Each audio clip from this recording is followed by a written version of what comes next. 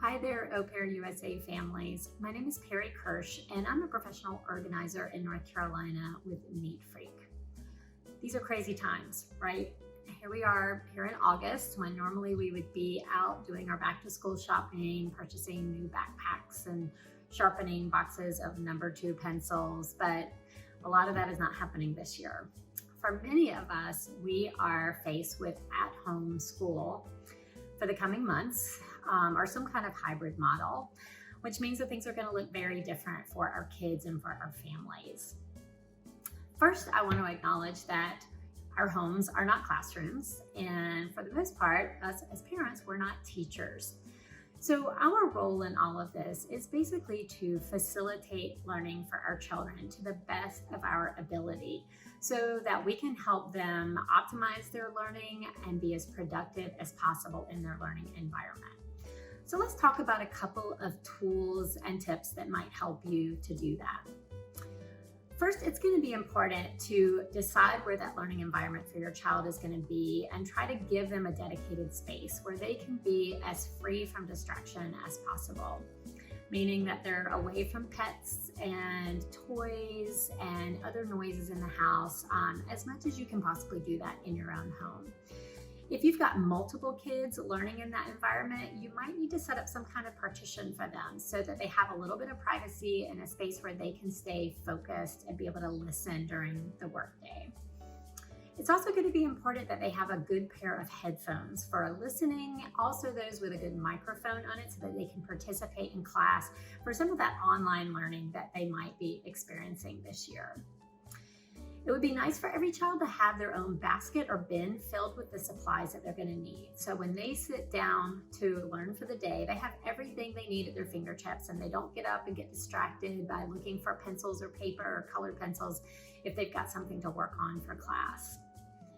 It'll be helpful for you to think about the lighting that they have in their space so that if they're sitting at a dining room table, the overhead light, if that's the only thing they have, it might be a little too far away for them to really have that good task lighting that they need. So you might think about a lamp or an architecture lamp or something like that that's going to give them some specific task lighting when they're sitting there in their workspace.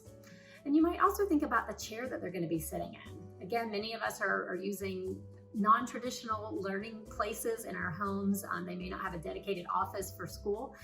So think about the chair they're going to be sitting in so that they can have good posture and be comfortable throughout the workday and hopefully be taking breaks and getting their wiggles out at different times. A couple of other things to think about from a productivity standpoint would be things related to time and how time is marked. One of the challenges for all of us, even adults during the pandemic, has been that we've sort of lost sight of time. We a lot of times don't know what time of day it is, don't know what day of the week it is.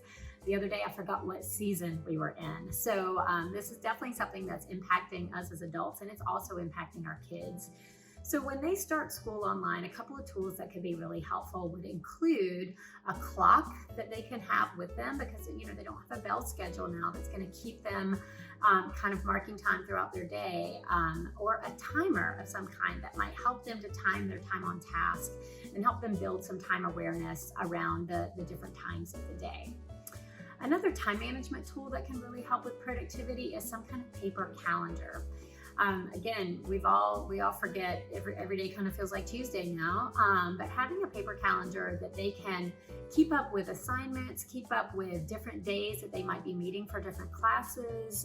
If they've got larger projects to do that they need to space out over time, a paper calendar can help them to do that. And as parents, our role again is to facilitate this education, and it's also helpful for us to have some check-in time with our kids every day. I kind of call it download time, where we sit down with our kids, ask them about their day, what did they learn today, look at their paper calendar with them and see what kinds of assignments they have coming up. Are there things that they need to kind of break down over time? And this download time might also allow you to catch your child if they're starting to get behind in a specific topic or there's something that's not really clear that they didn't understand. You can intervene with that before they get too far behind. I have found, I think with kids that they really do pay attention to the attitude that we have during this time. And so if we can remain as positive and optimistic about at-home school as possible, our kids are likely to pick up on that attitude and go into it with that same level of positivity. I wish you lots of luck as you enter the fall. Let's hope that this is over as soon as possible and kids can get back into the classroom and be with their friends again. But a little bit of organization can go a long way towards making this a positive experience in your household. Good luck.